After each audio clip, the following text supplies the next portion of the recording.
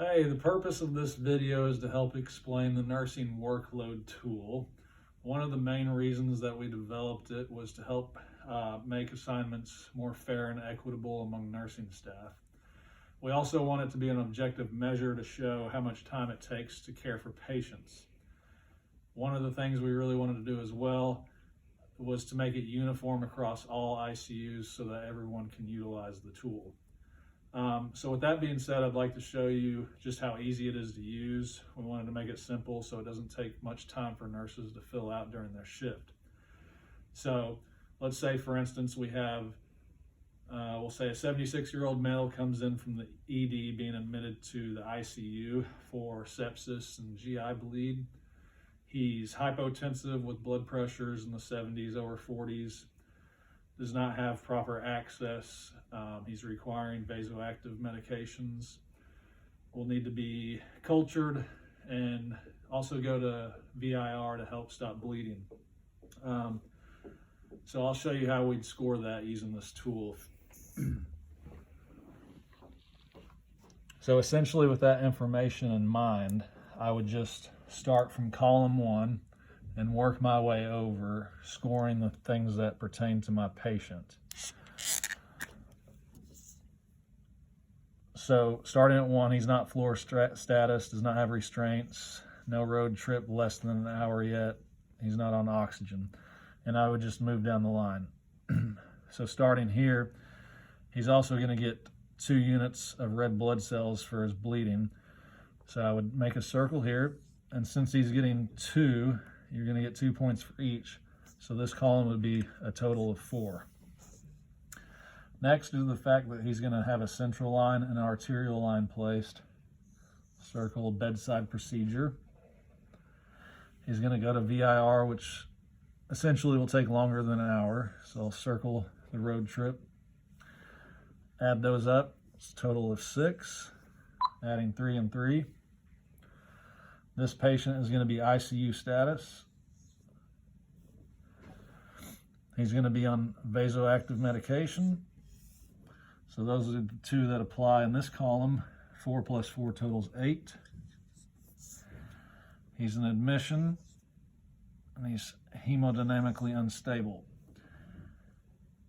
Adding those 2 circles up, 5 plus 5 equals 10.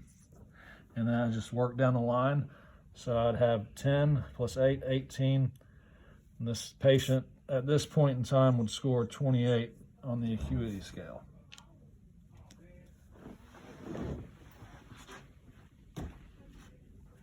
On another scenario,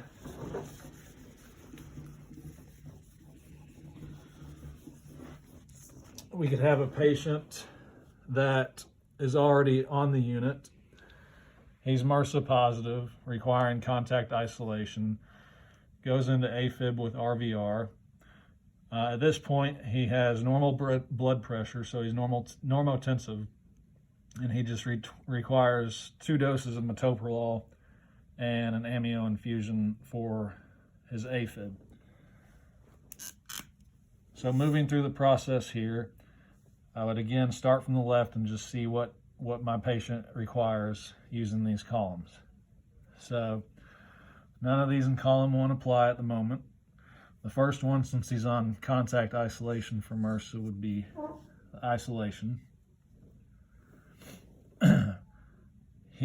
I would just keep moving down the line. It's ICU status. And you can quantify amio as a vasoactive medication. So I would circle this. Being normotensive, the patient's not unstable in any way.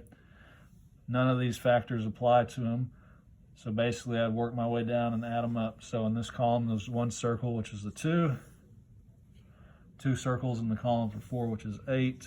And this patient scores a 10. So in making assignments,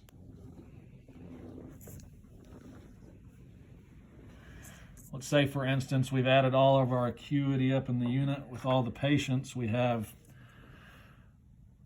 3, 4, 5, 6, 7, 8, 9, 10 patients. We have 5 nurses, so how am I going to make assignments. I've collected all my acuity scores from the nurses for each patient. So we can see patient 1 has an acuity of 11, patient 2 an acuity of 6, and so forth all the way down. So I've added that total up, it equals 148, and I've divided that number by the total number of nurses, which is 5, and essentially it equals about 30 points. So I want my nurses' assignments, if I can add those together, to equal somewhere around 30. So how am I going to do that? I have one patient with a score of 24. If I pair him with this patient that has a score of 6, that gives me 30.